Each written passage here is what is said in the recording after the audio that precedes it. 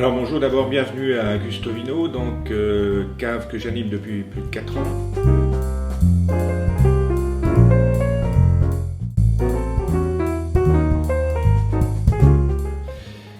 Alors le vin, c'est très simple, c'est fait à partir du jus de raisin qui va être pressé, puis qui va fermenter grâce à des levures qui peuvent être naturelles ou qu'on ajoute dans les vins conventionnels. Et ces levures, plus les sucres contenus dans le jus de raisin, vont se transformer en alcool. Cette grande différence, c'est le taux de sucre résiduel. Alors la robe du vin, c'est la première chose qu'on repère dans une dégustation. On va aller regarder la couleur de ce vin, sa profondeur, son intensité. C'est les premières indications sur le vin.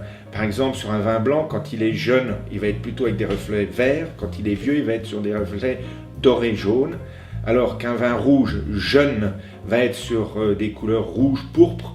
Et quand il est vieux, on va être sur des couleurs cramoisies, presque marron.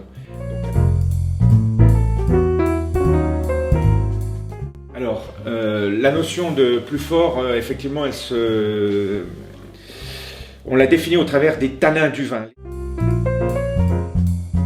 Ce sont des molécules contenues sur les peaux de raisin, sur les noyaux, sur la rafle. Lorsqu'on a pressé le raisin et qu'on le laisse en macération, ces tanins contenus dans les 3 éléments que je viens de vous citer vont se transmettre sur le jus.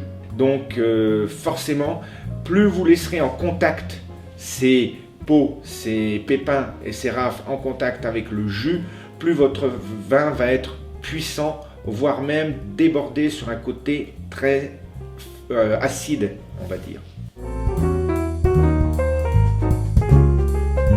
Le fait de décanter le vin, c'est de séparer, en versant tout doucement dans une carafe, de séparer tout ce qui peut être en suspension dans la bouteille pour ne pas l'avoir dans le verre.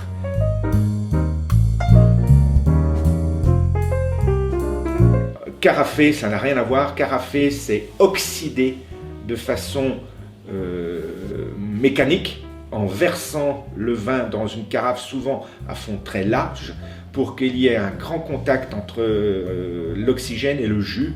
Et ça aura pour objectif d'accélérer de façon arbitraire un vieillissement.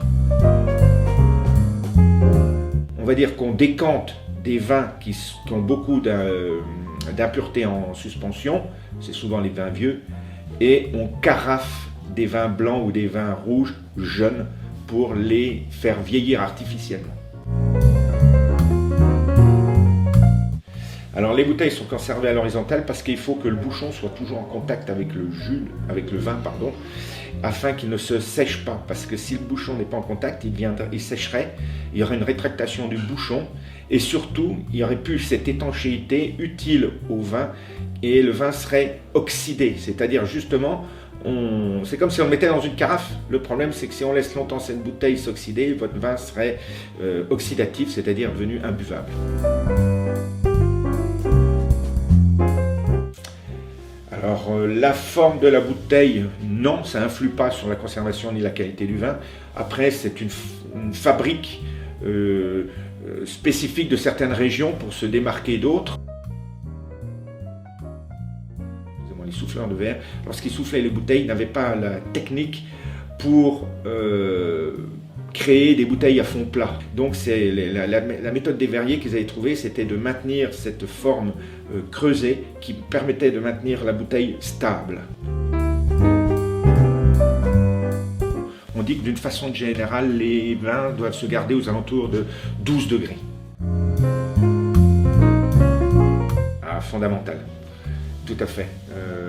Il faut que votre verre présente une surface relativement évasée pour qu'il y ait pareil un contact un contact maximal entre la surface du vin et puis votre oxygène, enfin votre air. Et il faut que ce verre soit légèrement refermé sur le dessus pour que tous les arômes soient concentrés et ne s'éparpillent pas. Et c'est valable aussi pour le champagne, alors que les très belles coupes de grand-mère bien évasées sont magnifiques, mais ne sont pas destinées à la dégustation.